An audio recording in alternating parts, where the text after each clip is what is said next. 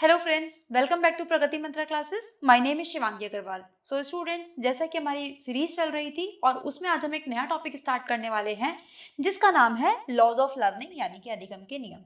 तो स्टूडेंट देखिए, जैसे कि सारी चीज़ों के लिए इवन हमारी प्रकृति में भी कई तरह के नियम फॉलो होते हैं, ऐसे ही हमारे अधिगम में भी कुछ रूल्स कुछ नियम बनाए गए हैं जो फॉलो किए जाते हैं। तो अब बात आती है कि आखिर इन लॉज को किसने दिया, इन नियमों के बारे में किसने बताया। तो ध्यान रखिएगा, इन नियमों के बारे में बताया E.L. थॉर्नडाइक साहब ने। अभी जिनकी हम थ्योरी भी देखेंगे, जिन्होंने दी थी ट्रायल एंड एरर, यानी कि जिसे हम बोलते हैं त्रुटि और प्रयास का सिद्धांत। अब इन्होंने जब ये थ्योरी डेवलप करी थी तो उसके अंदर इन्होंने लर्निंग से रिलेटेड कुछ हमें नियम बताए थे। इन्होंने इनको दो पार्ट्स में डिवाइड करा। एक हमें करा गया प्राइमरी लॉज और एक करा गया सेकेंडरी लॉज। यानी कि एक था हमारे पास प्रमुख नियम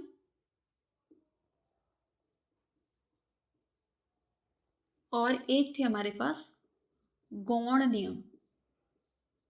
तो प्रमुख नाम से ही समझ में आ रहा है, जो कि हमारे लिए ज़्यादा इंपॉर्टेंट थे किसी बच्चे की लर्निंग में, उन्हें हमने प्राइमरी में रखा। और जो थोड़े से कम इंपॉर्टेंट थे, ठीक है, या फिर मैं कहूँ कि एकदम प्रत्यक्ष रूप से हमें नहीं दिखाई देते बच्चे की लर्निंग में, उसको हमने सेकेंडरी रूप में रखा। तो आइए एक एक करके डिस्कस करते हैं कि प्राइमरी कौन से हैं, सेकेंडरी कौन से हैं, क्या उनका मतलब है, क्या उसमें वो समझाना चाहते थे। तो देखिए स्टूडेंट्स, ये है हमारे पास कुछ प्रमुख नियम, जिसमें से कि सबसे पहला हमारे पास आया थॉर्नडाइक साहब के द्वारा लॉ ऑफ रेडीनेस यानी कि तत्परता का नियम। अब देखो, नाम से ही समझ में आ रहा है कि अगर कोई जो बच्चा है वो किसी काम को करने के लिए अगर रेडी है, ठीक है, तो वो उसको बहुत आसानी से सीख जाएगा, उसको वो जो लर्निंग है वो आसानी से हो जाएगी। लेकिन अगर बच्चा किसी चीज़ को करने के लिए रेडी नहीं है, ठीक है, मन से, तो वो उस चीज़ को नहीं सीख पाएगा। जैसे कि छोटे बच्चों को आपने देखा है, ठीक है, उन्हें पढ़ना बिठाने के लिए कितना मुश्किल होता है, क्योंकि वो पढ़ना नहीं चाहते, ठीक है। उन्हें गेम्स खेलना पसंद है, कलरिंग करना पसंद है, दोस्तों के साथ बातें करना पसंद है, टॉय से खेलना पसंद है, तो वो उस काम को बिना कहे भी करेंगे। लेकिन क्योंकि उन्हें पढ़ाई करना इतना पसंद नहीं होता, तो पढ़ाई के लिए आपको क्या करना पड़ता है, उन्हें बार बार तैयार करना पड़ता है, तभी वो पढ़ाई कर पाते हैं। इसलिए आपने देखा भी होगा, अगर आप जबरदस्ती किसी बच्चे से कोई काम कराने की कोशिश करोगे, मतलब जिस काम को करने के लिए अगर बच्चा रेडी नहीं है और अगर हम उसे जबरदस्ती वो काम कराते हैं, तो देखा है ना, अपने बच्चे अनॉय हो जाते हैं, परेशान हो जाते हैं, जानबूझ से गलत काम करने लगते हैं, धीरे धीरे काम करेंगे। क्लासेस में भी हमने देखा है कि कभी हमें टॉयलेट जाना है, पानी पीना है, ये करना है, वो करना है, हमें 10 तरह के बहाने बता देते हैं। तो यही चीज़ कहती है हमारी लॉ ऑफ रेडीनेस, कि अगर हम किसी काम को करने के लिए अंदर से रेडी हैं, तो उस काम को जो लेकर लर्निंग है हमारी, वो आसानी से हो जाएगी, जल्दी हो जाएगी, उसके लिए हमें कम मेहनत करनी पड़ेगी। लेकिन अगर हम किसी काम को करने के लिए रेडी नहीं हैं, ठीक है, तो वही काम हो सकता है कि हमें समझ में ही ना आए, पहली बात तो, या फिर अगर उसकी लर्निंग हो भी तो वो बहुत स्लो स्पीड पे हमारी लर्निंग होगी। नेक्स्ट है हमारे पास लॉ ऑफ एक्सरसाइज, अभ्यास का नियम। अब देखिए, ये वाला जो नियम है ना, ये सबसे ज़्यादा आपको जो यूज़ होता है वो मेनली हमारा होता है मैथ्स जैसे सब्जेक्ट के लिए, या फिर अगर मैं अपने बड़े पर्सपेक्टिव में बात करूं तो फॉर एग्जांपल अगर हमें ड्राइविंग सीखनी है, कंप्यूटर टाइपिंग करनी है, तो यहाँ पे ये नियम बहुत प्रभावशाली है। अब जैसे कि मान लो कि हमने कंप्यूटर है, ठीक है, हमने थ्योरेटिकल पढ़ लिया और हमने क्या करा, कंप्यूटर जब हम पढ़ते थे तो हमने प्रैक्टिस तो करी, उस टाइम पे हमने कंप्यूटर पर बैठ के प्रैक्टिस करी, लेकिन फिर वो प्रैक्टिस हमने छोड़ दी, तो होगा क्या कि हम एक टाइम के बाद वो चीज़ें सब भूलते चले जाएंगे। Same with car driving, same with maths, कोई भी हो, मैथ्स का टीचर भी हो इवन, अगर वो बहुत लंबे टाइम तक मैथ्स नहीं करेगा तो वो सारी चीज़ें उसकी प्रैक्टिस से चली जाएंगी, ठीक है। कैलकुलेशन तो हम तब भी करेंगे, ठीक है, प्लस माइनस मल्टीप्लाई हम तब भी करेंगे, लेकिन होगा क्या, हमें उस चीज़ों में ना ज़्यादा टाइम लगने लगेगा। तो यही कहता है अभ्यास का नियम, कि अगर हम किसी चीज़ को लेकर लगातार अभ्यास करते हैं, लगातार किसी काम की अगर प्रैक्टिस करते हैं, तो हम उसमें क्या हो जाते हैं, निपुण हो जाते हैं, हमारी जो लर्निंग होती है वो एकदम परमानेंट हो जाती है।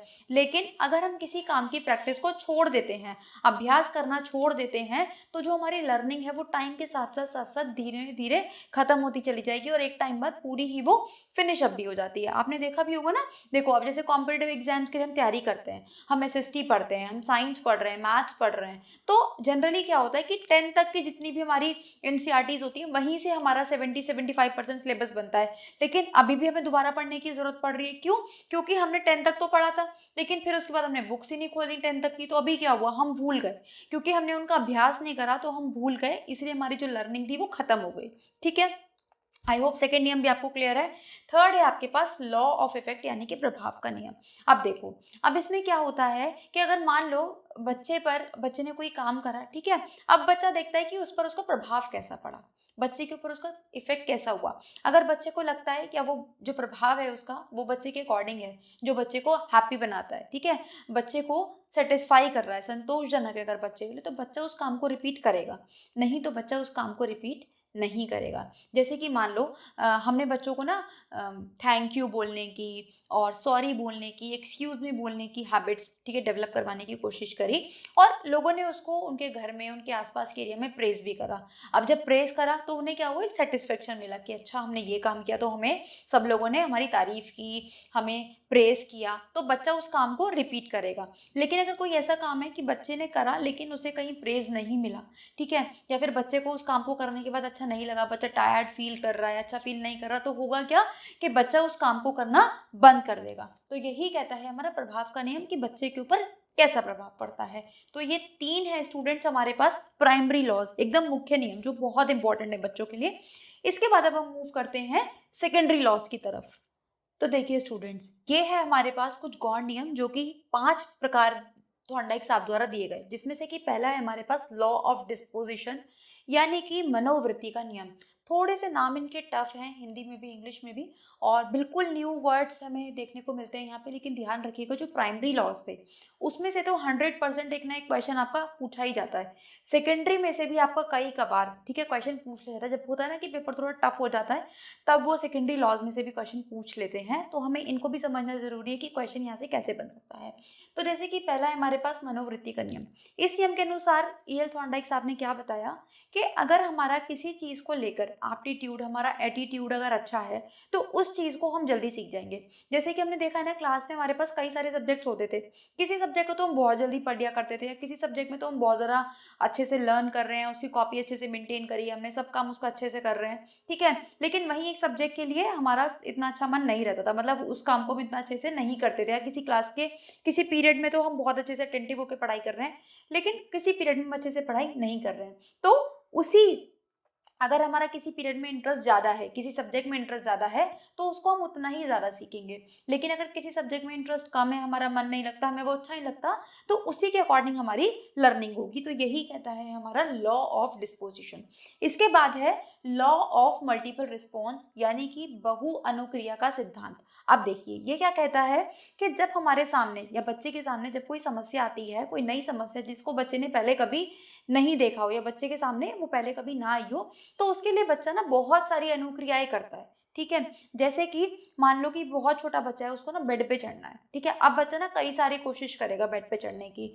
मान लो कि वो नॉर्मली बेड पे चढ़ने की कोशिश करेगा, वो नहीं चढ़ पाया, ठीक है, फिर वो एक खिसका खिसका के छोटा सा स्टूल लेकर आएगा, ठीक है, कुछ सामान लेकर आया या कोई स्टूल लेकर आया, उसने उसको वहाँ पे बेड के पास लगा दिया, उससे चढ़ने की कोशिश करी, वो तब भी नहीं चढ़ पाया, ठीक है, फिर वो कोशिश करता है कुछ और बड़ी चीज़ लाने की, ठीक है, और फिर उसकी हेल्प से मान लो वो चढ़ गया। तो अब क्या है, बच्चे ने जो उस बड़े सामान का हेल्प करके जब वो बेड पे चढ़ गया ना, अब बच्चा केवल उसी चीज को याद रखेगा, बाकी जो पहले की 2 चीजें थी ना वो उनको भूल जाएगा। तो यही कहता है बहु अनुक्रिया का सिद्धांत कि बच्चे ने यहाँ पे बहुत सारे रिस्पॉन्सेज देने शुरू करे, लेकिन अब जो बच्चे के काम का था बच्चे ने उसको याद रख लिया, और बाकी जो उसके काम के नहीं थे बच्चा उनको भूल जाएगा, ठीक है। यही कहता है मल्टीपल, बहुत सारे रिस्पॉन्स करे बच्चे ने, बहुत सारी अनुक्रियाएं करी, जो काम की थी रखी गई, जो काम की नहीं थी बच्चे ने उसको भूल गया।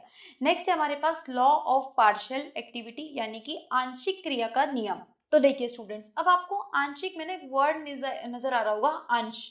अंश का मतलब किसी चीज का पार्ट, ठीक है। तो थॉर्नडाइक साहब यहाँ पे ये कहते हैं कि अगर हम बच्चों के सामने किसी बड़ी समस्या को और छोटे छोटे पार्ट्स में हम उसके सामने रखेंगे तो क्या होगा कि बच्चा उसको सॉल्व कर लेगा। जैसे कि आपने देखा हो, ध्यान दिया हो, तो एक बहुत पुराना एक टाइम का एक बहुत सीरियल आता था हातिम ताई, ठीक है, शायद हम सब लोगों ने देखा ही होगा। तो उसमें क्या होता था कि उसको 7 दरवाजे पार करने थे। अब ऐसा थोड़ी ना था कि सातों के सातों पहेलियां उसके सामने एक साथ रख दी गई थी, नहीं, उसके सामने ना एक एक पहेली करके आती थी, उसको एक एक चीज सॉल्व करनी पड़ती थी, तब जो बच्चा है वो आगे बढ़ पाता था। तो यहाँ पे भी यही चीज बोली गई है कि मान लो अगर कोई समस्या है तो उसको ना पार्ट्स में कन्वर्ट कर दो, ठीक है, और तब बच्चे के सामने उसको प्रस्तुत करो, उसको प्रेजेंट करो, तो होगा क्या कि बच्चा ना उसको ईजी भी लगेगा, उसको इंटरेस्ट भी आएगा और बच्चा उनको सॉल्व भी कर पाएगा। अब जब बच्चा उसको खुद सॉल्व करके देखेगा तो होगा क्या कि वो चीज़ें बच्चे की लर्निंग में कन्वर्ट होती चली जाएंगी। तो यही कहता है हमारा लॉ ऑफ पार्शियल एक्टिविटी। इसके बाद है लॉ ऑफ एनालॉगी यानी कि अनुरूपता का नियम। अब देखो, अब क्या है, मान लो कि हमने बच्चे के सामने कोई प्रॉब्लम आई थी, ठीक है, बच्चे ने उसको सोल्यूशन निकाला या उसकी लर्निंग हो चुकी है उस सोल्यूशन को लेकर, तो अब बच्चा वही जो सॉल्यूशन है ना, जब उसके सामने कोई नई समस्या आएगी तो वो उसमें भी उसको अप्लाई करने की कोशिश करेगा। अब वो बात अलग है कि वो सॉल्व हो या ना हो, वो बात की बात है, लेकिन अपने जो पास्ट एक्सपीरियंसेस है, ठीक है, बच्चा उसी तरीके से उसको सॉल्व करने की कोशिश करेगा। ऐसा तो हमारे साथ भी होता है। मान लो कि हमारे पास्ट एक्सपीरियंसेस रहे और हमारे सामने आज कोई समस्या आ जाए, तो हम करते क्या है, अपने उन्हीं एक्सपीरियंसेस को तो लेकर हम आज की समस्या को सॉल्व करने की कोशिश करते हैं। तो वही एक बच्चा भी करता है, जिसको बोला जाता है अनुरूपता। यानी कि हम क्या करते हैं, एनालॉगी बनाने की कोशिश करते हैं कि अच्छा, जो हमारे सामने पिछली समस्या आई थी और जो आज की समस्या है उनमें क्या सिमिलैरिटीज़ है, ठीक है, उसी सिमिलैरिटीज़ के बेसिस पे हम क्या करते हैं, उस सोल्यूशन को ढूंढने की कोशिश करते हैं। नेक्स्ट है हमारे पास लॉ ऑफ एसोसिएटिव शिफ्टिंग यानी कि संबंधित परिवर्तन का नियम।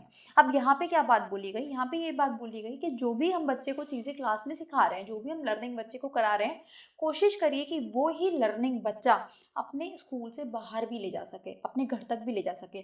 जैसे फॉर एग्जाम्पल, अगर हमने बच्चे को काउंटिंग सिखाई है तो बच्चा उस काउंटिंग को ना अपने रियल लाइफ में भी यूज़ कर सके। अगर हमने बच्चे को छोटे छोटे वर्ड्स अल्फ़ाबेट मिला के अगर वर्ड पढ़ना सिखा दिया है, तो बच्चा वैसा ना हो कि केवल किताब में जो 10 वर्ड लिखे हैं उन्हीं को पढ़ पा रहे हैं। नहीं, बच्चा क्लास से बाहर निकलकर जो एक्स्ट्रा वर्ड हैं, जो इतने सारे दुनिया में उसको अक्षर शब्द दिखाई दे रहे हैं, बच्चा उन सबको भी रीड कर पाए। तो इस तरीके की, ठीक है, लॉज, इस तरीके की लर्निंग हमें बच्चे को करानी है। तो यही कहता है एसोसिएटिव शिफ्टिंग, यानी कि हमें क्या करना है, जो बच्चे की लर्निंग है उसी से रिलेटेड, ठीक है, हमें परिवर्तन लेकर आना है। केवल स्कूल में ही नहीं, बच्चे को बाहर भी वो सब चीज़ें आनी चाहिए।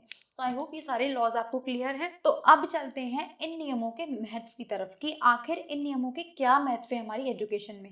देखो, अगर ये हमारी एजुकेशन के लिए, बच्चे के एजुकेशन के लिए बने हैं, तो कुछ ना कुछ इंपॉर्टेंस तो रही होगी इनकी, तभी बनाए गए हैं। तो अब एक एक करके डिस्कस करते हैं कि क्या इंपॉर्टेंस रही इनकी हमारी एजुकेशन में। तो देखिए स्टूडेंट्स, अब हम अपनी एजुकेशन में जितनी भी चीज़ों को पढ़ते जाएंगे उसकी इंपॉर्टेंस पढ़ना बहुत ज़रूरी है, क्योंकि आज के टाइम में हम क्या करते हैं, एक बाल केंद्रित शिक्षा की, चाइल्ड सेंटर्ड एजुकेशन की बातें करते हैं। तो अगर हमें चाइल्ड सेंटर्ड एजुकेशन की बातें करते हैं तो हमें चाइल्ड से रिलेटेड सारी चीज़ों के बारे में पता होना चाहिए, तभी हम एक बाल केंद्रित शिक्षा बच्चे को दे सकते हैं। तो जैसे कि अब इन नियमों के बारे में हमने समझा, अब हम देखते हैं कि आखिर इन नियमों को कैसे हम अपनी क्लासरूम में अप्लाई कर सकते हैं।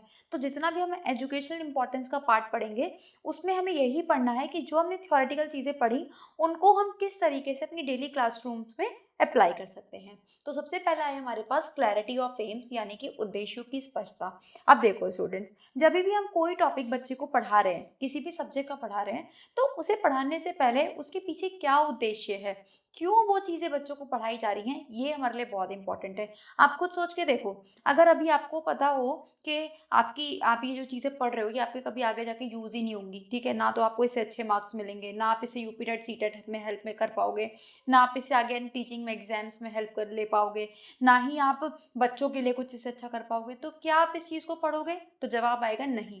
तो हम वही काम करना पसंद करते हैं जो किसी ना किसी तरीके से हमारे लिए यूज़फुल हो, ठीक है, यानी कि अगर हमें उस काम से जुड़ा हुआ उद्देश्य पता हो तभी हम किसी काम को करते हैं। तो सेम यही कंडीशन बच्चों के साथ है। अगर बच्चों को पता होगा कि भाई हम ये काम क्यों कर रहे हैं, इससे हमें क्या फ़ायदा होगा, कैसे हम इसको यूज़ कर पाएंगे, तो बच्चों का उस चीज़ पे इंटरेस्ट बढ़ेगा। यानी कि किसी भी टॉपिक को पढ़ाने से पहले हमें उसके उद्देश्य को स्पष्ट करना बहुत ज़रूरी है। नेक्स्ट है हमारे पास selection of action and appropriate knowledge, यानी कि उपयुक्त ज्ञान एवं क्रिया का चयन। अब देखिए स्टूडेंट्स, यहाँ पे हमें क्या करना होता है, यहाँ पे हमें अपनी टीचिंग एक्टिविटीज़, ठीक है, टीचिंग मेथडोलॉजीज, किस तरीके से हम पढ़ा रहे हैं, क्या हम पढ़ा रहे हैं। जैसे कि मान लो बच्चा अभी 3-4 घंटे से स्कूल में है, ठीक है, और आप चाहो कि 3-4 घंटे बाद आप उसे कोई टफ सब्जेक्ट पढ़ाना चाहो, तो बच्चा नहीं पढ़ेगा, ठीक है। क्यों? क्योंकि बच्चा अब सुबह से ना टायर्ड हो चुका है। तो इसलिए कोशिश करनी चाहिए कि जो थोड़े टफ सब्जेक्ट्स हैं वो बच्चों के मॉर्निंग में हमें रखने चाहिए, क्योंकि बच्चा उस टाइम पे फ्रेश रहते हैं, ठीक है। और वहीं हमें लास्ट तक जाते जाते कुछ ईजी सब्जेक्ट्स हमें बच्चों को पढ़ाने चाहिए, specially in the case of छोटे बच्चे, ठीक है। और ऐसे ही हमें क्या अपनी क्रियाओं का चयन भी करना चाहिए। मान लो अगर कोई टफ चैप्टर है, कोई टफ कॉन्सेप्ट है, तो कोशिश करिए कि आप उन्हें रियल लाइफ से जोड़ के पढ़ा पाएँ, उनके लिए नए नए एड्स बना के ला पाएँ। क्योंकि होगा क्या, अगर हम एड्स के थ्रू पढ़ाएंगे, तो जैसे कि आजकल हमारे पास डिजिटल बोर्ड्स हैं, तो बच्चों का उसमें कहीं ना कहीं इंटरेस्ट बढ़ेगा। तो अब बात आती है कि आखिर हम इन मेथड्स को कैसे चूज़ करेंगे। तो अगर हमें बच्चे की एज पता है, ठीक है, अगर हमें ये पता है कि भाई इस एज ग्रुप के बच्चे की ये मेंटालिटी होती है, ये उनकी साइकोलॉजी होती है, बच्चे इस तरीके से सीख सकता है, तभी हम कर पाएंगे। इसीलिए एक टीचर को चाइल्ड साइकोलॉजी पढ़ना बहुत ज़रूरी होता है। नेक्स्ट है हमारे पास टू अवेक एक्सरसाइज। जैसे कि हमने देखा भी कि अगर हम ज़्यादा से ज़्यादा एक्सरसाइजेज बच्चों को करवाएंगे for in the practical subjects, in the math subject, तो क्या होगा कि बच्चे उस चीज़ को अच्छे से याद कर पाएंगे, मतलब उस चीज़ को बच्चे लर्न कर पाएंगे। अब जैसे टेबल्स हैं, ठीक है, टेबल्स हमने कैसे लर्न करी, टेबल्स एक तरह से हमने लर्न ही तो करी, और कैसे बार बार उस चीज़ को रिपीट करके। कितनी बार टेबल्स हमसे, सोचो कि जब हमने स्कूल में सीखी थी कितनी बार वो हमसे बुलवाई जाती थी। इवन क्लास में भी कम से कम एक 2 का टेबल ही अगर हमने याद करा होगा तो कम से कम उसको अभी तक हम 1000 बार, ठीक है, क्लास में बोल चुके होंगे। हमेशा सुबह शाम दोपहर, घर में भी बड़े भी, हर कोई हमसे वो 2 का टेबल सुनता था, तब हमें जाके वो याद हुई। तो वो क्या हुआ, हमने क्या करा, बार बार हमने करा उसके लिए अभ्यास। नेक्स्ट है हमारे पास टू अवेक रेडीनेस, तत्परता जागृत करना। इस चीज़ की इंपॉर्टेंस तो मैंने आपको बताई कि अगर हम ही किसी काम को करने के लिए रेडी नहीं है तो हम उस काम को नहीं सीख पाएंगे। तो यही चीज़ बच्चे पर भी अप्लाई होती है कि अगर बच्चा किसी काम को करने के लिए रेडी नहीं है तो आप उसे ज़बरदस्ती वो काम नहीं करवा सकते। तो इसीलिए बहुत ज़रूरी है कि किसी भी टॉपिक को पढ़ाने से पहले उन बच्चों के अंदर रेडीनेस को लाया जाए, ताकि बच्चे उस चीज़ को करने के लिए रेडी हो जाए। एक तरह से होता है ना कि जब हम गेम्स खेलने भी जाते हैं तो जो हमारे गेम सर होते थे वो वार्म अप कराते थे, ताकि हमारी बॉडी थोड़ी लूज हो जाए, ठीक है, हमारी जो मसल्स है वो रिलैक्स हो जाए, थोड़ा सा स्ट्रेच्ड हो जाए। तो इसी तरीके से पढ़ाई से पहले भी बहुत ज़रूरी है कि ब्रेन की स्ट्रेचिंग करानी बहुत ज़रूरी है, यानी कि बच्चे को रेडी करना बहुत ज़रूरी है। नेक्स्ट है हमारे पास स्ट्रेस ऑफ सेल्फ एक्शन, यानी कि स्वक्रिया पर बल। अब देखिए यहाँ पे हमें क्या करना है, बच्चे को ना हैंड्स ऑन एक्सपीरियंसेस देने हैं, यानी कि हमें उन क्रियाओं पे ज़्यादा से ज़्यादा बल देना है जो कि बच्चे अपने हाथ से करके सीख पा रहे हैं। जैसे कि बच्चों की क्ले एक्टिविटी हो गई, कलरिंग हो गई, ड्राइंग हो गई, ठीक है, या बच्चों को हम किसी टॉपिक से रिलेटेड अगर हम कोई एक्टिविटी करवा सकते हैं, उनसे कुछ बनवा सकते हैं, तो बच्चा उस चीज़ से ज़्यादा चीज़ें सीख पाएगा। नेक्स्ट है हमारे पास एक्सपीरियंस ट्रांसफ़र, यानी कि अनुभव स्थानांतरण। जैसे कि हमने पहले भी देखा कि जो बच्चे को हम क्लासरूम में पढ़ा पा रहे हैं ना, उस एक्सपीरियंस को बच्चा अपने बाहर ले जाकर यूज़ कर सके। अगर आज हमने बच्चे को 2+2 करना सिखा दिया कि बेटा 2+2 4 होता है, तो बच्चा उस चीज़ को बाहर भी अप्लाई कर पाए कि अगर उसके पास 2 टॉफ़ी हैं, 2 टॉफ़ी उसके भाई के पास है, तो अब हमारे पास 4 टॉफ़ियाँ हैं। बच्चा इस तरीके से भी ना अप्लाई उन चीज़ों को कर पाए, तभी उस चीज़ का फ़ायदा है, अदरवाइज़ उसके लिए कोई बेनिफिट नहीं है। नेक्स्ट है हमारे पास यूज़ ऑफ मोटिव। अब देखो, अगर हम भी किसी चीज़ में आज के टाइम में भी, ठीक है, अगर हम पढ़ रहे हैं तो क्यों पढ़ रहे हैं, कि भाई हमें अपनी लाइफ सेटल करनी है, हमें एक अच्छी जॉब लेनी है, हमें आगे जाके बच्चों को पढ़ाना है, उन्हें कुछ बनाना है। तो हमारी लाइफ में मोटिव है, इसीलिए हम आज ये लेक्चर्स देख रहे हैं, पढ़ रहे हैं, ठीक है। तो ऐसे ही बच्चों की लाइफ में भी मोटिव्स होना बहुत ज़रूरी है, तभी वो बच्चे भी किसी काम को कर पाएंगे। तो हमें क्या करते रहना है, बच्चों को time to time motives provide करने हैं, उन्हें मोटिवेशन देना है, ठीक है। और मोटिवेशन भी ऐसा ना हो कि एक्सट्रिंसिक कि नहीं बच्चा तुम ये काम करोगे तो टॉफ़ी देंगे, चॉकलेट देंगे। अब फिर होगा क्या ना, थोड़े टाइम बाद कि बच्चे को ना उस चीज़ की आदत बन जाएगी। तो हमें बच्चे को टॉफ़ी की या चॉकलेट्स की या इस तरीके से गिफ्ट्स की, रिवॉर्ड्स की कोई आदत, हैबिट फॉर्मेशन नहीं करवानी। हमें क्या करना है, बच्चे को इंट्रिंसिकली मोटिवेट करना है, आंतरिक रूप से हम चाहें कि वो बच्चा प्रेरित रहे, ऐसी चीज़ों का हमें यूज़ करना है। तो ये थी हमारी एजुकेशनल इंपॉर्टेंस किसके, जो हमने लॉज ऑफ लर्निंग सीखे। आई होप यहाँ तक सारी चीज़ें क्लियर हैं, आपको टॉपिक समझ में आया होगा और अच्छा भी लगा होगा। तो अगर अच्छा लगा है तो वीडियो को लाइक करना ना भूलें, शेयर करना ना भूलें, और अगर चैनल पर नए हैं तो सब्सक्राइब कर दें, बेल आइकन को हिट कर दें, ताकि आने वाले सारे नोटिफिकेशंस आपको टाइम से मिलते रहें। प्लस इस क्लास का PDF प्राप्त करने के लिए, किसी डाउट को पूछने के लिए आप हमारे टेलीग्राम चैनल को ज्वाइन कर सकते हैं, जिसका लिंक आपको डिस्क्रिप्शन बॉक्स में दे दिया गया है। अब आप हमें इंस्टा पर भी फॉलो कर सकते हैं। तो मिलते हैं नेक्स्ट क्लास में एक और नए टॉपिक के साथ। आप लोग पढ़ते रहिए। All the very best.